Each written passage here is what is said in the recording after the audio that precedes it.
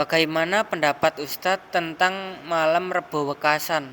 Padahal di zaman Rasulullah SAW tidak ada dan tidak diajarkan.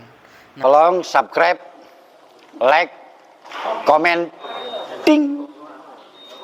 Assalamualaikum warahmatullahi wabarakatuh. Baik, kembali lagi bersama kita di Tanya Ustadz Muzaki. Langsung saja ya Ustadz. Terdapat sebuah pertanyaan. Pertanyaannya seperti berikut ini. Bagaimana pendapat Ustadz tentang malam Rebo Wekasan? Padahal di zaman Rasulullah SAW tidak ada dan tidak diajarkan. Nah, mohon pencerahannya Ustadz.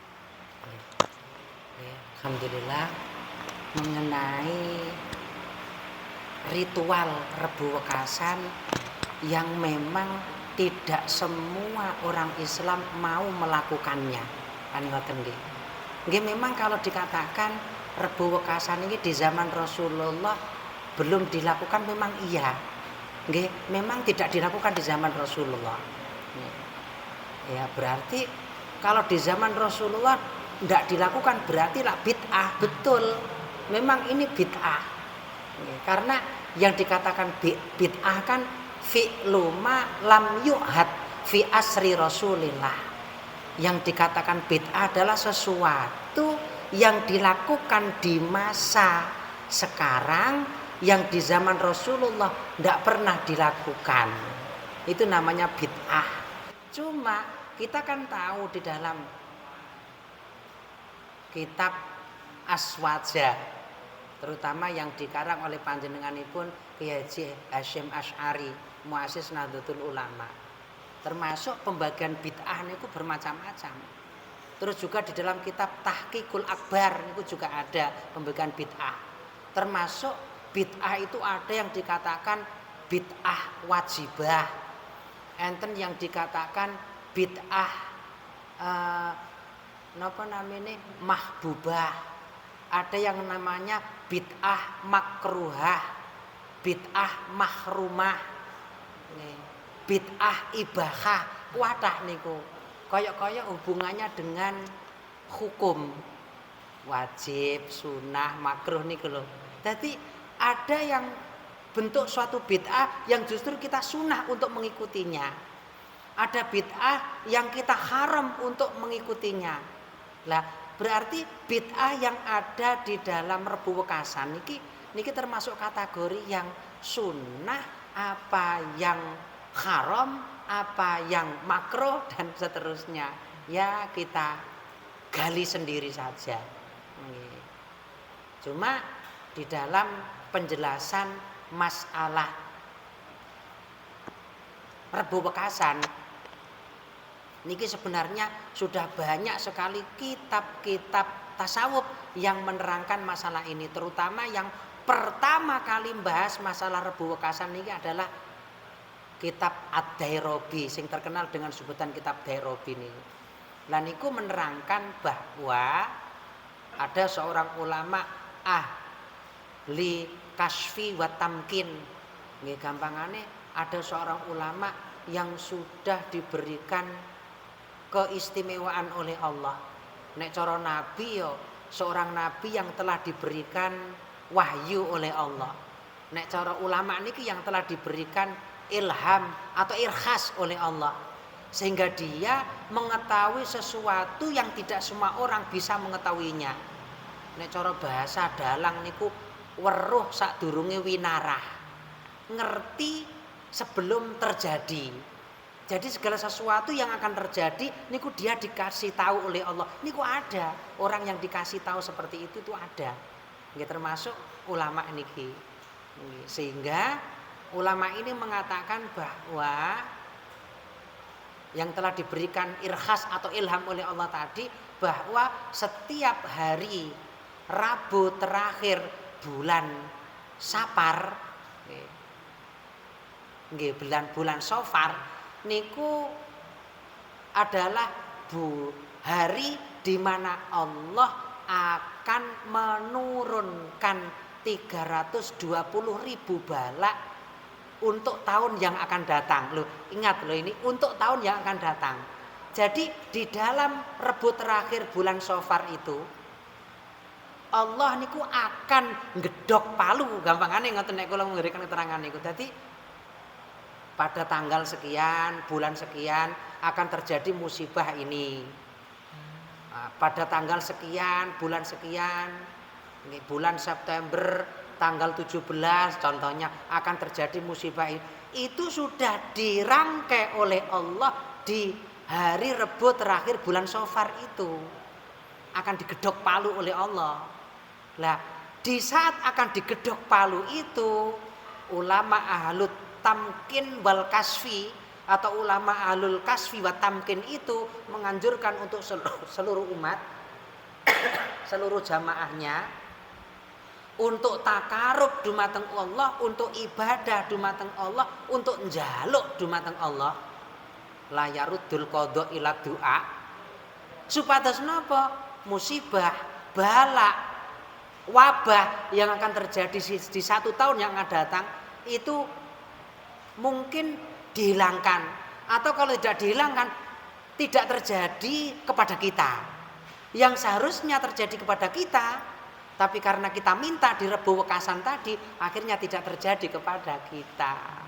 Jadi nggih, kalau ada orang-orang Islam yang lain selain kita yang tidak percaya dengan Rebo Wekasan, yang tidak mau melakukan ritual Rebo Wekasan niku ya napa istilahnya nggih, hak mereka. Cuma lapose wong ibadah dateng Allah kok gak gelem. Kita kan sudah diberikan petunjuk oleh orang-orang alim, oleh orang-orang yang waliyun min auliyaillah iki lho. Dina Rebo iki lho, dinane Gusti Allah kate gedhok palu untuk musibah. Ayo dijaluk cek dijauhkan dari keseluruhannya. Loh, tapi ya wis kadung fanatik. Emoh aku gak gelem, aku mboten purun nggih mboten purun. Padahal yang semisal ini banyak loh Mas. Contoh, kita melakukan ritual tingkepan. Ayo contoh ini ikut tingkepan. Tingkepan kan ini, bahwa tingkepan di saat bayi di dalam kandungan seorang ibu itu umur 120 hari. Di saat itulah Allah meniupkan roh ke dalamnya. Bukan hanya ditiupkan roh, tapi Allah juga memerintahkan malaikat untuk bikat birizkihi wa ajalihi wa amalihi saidun am syakiyun. 4 perkara yang akan ditetapkan oleh Allah, atau bahasa kita akan ditakdir oleh Allah teng calon bayi sing ana weteng niku wau. Di saat umur 120 hari akan ditakdir. Ajale sekian, umure sekian, kehidupannya akan sekian, besok pada umur sekian akan terjadi sekian. Niku ditentokno di saat teng kandungan niku tadi, pada saat umur 120 hari. Di saat itulah kita berdoa kepada Allah. Calon bapake ndonga, gak iso ndonga dhewe ngejak tangga kiwa tengen, dijak ndonga bareng. Wasilah bacaan surat Maryam, wasilah bacaan surat Yusuf dalam rangka napa? Ya njaluk nang Gusti Allah, cek takdir yang akan ditakdir Allah saat bayi ana kandungan niku, takdir niku cek apik tok. Kan semisal nggih ya, coba angen-angen lak semisal dengan Rebo Wekasan niku. Sesuatu yang akan terjadi di masa 1 tahun yang akan datang, kita minta sekarang di saat Rebo Wekasan. Sesuatu yang akan ditakdir oleh Allah untuk anak kita di saat dia nanti lahir, ditentukan Allah saat berada di umur 120 hari di kandungan. Di saat itu kita minta loh, lah hampir sama. Kiasannya itu sama. Juga contoh lagi yang ketiga, yang kedua niki contoh di saat kita melakukan ibadah sholat Jum'ah. Di situ ada hadis yang diriwayatkan oleh Ibunda Aisyah. Kanjeng Nabi niku matur mangqara'a Fatihatal Kitab wal Ikhlas wal Falak wan Nas sab'an hafidhahullahu wa nafsahu wa ahlahu wa auladahu wa malahu ilal jum'atil akhir au ilal jum'atil atiyah, yang artinya sapa wonge sing gelem maca kul huwa Fatihah 7 kali, Al-Ikhlas 7 kali, Qul a'udzu birabbil falaq, Qul a'udzu birabbin nas 7 kali setelah sholat Jumat.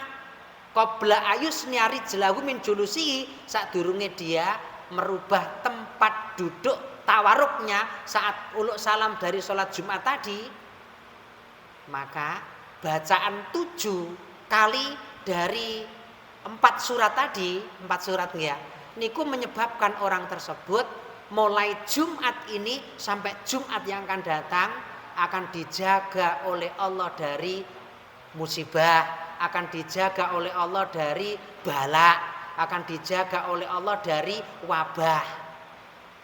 Bukan dirinya saja, yo anake, yo keluargane, yo bojone, juga harta kekayaannya. Sing sakjane dalam 1 sepekan ini akan dicuri oleh orang.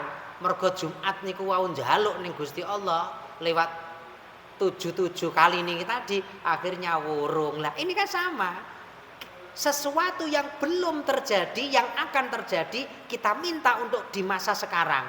Biar sing sakjane akan terjadi, wurung terjadi. Kan gitu. Jadi kalau kita angan-angan niku sami. Nggih sama. Terus apa bedanya?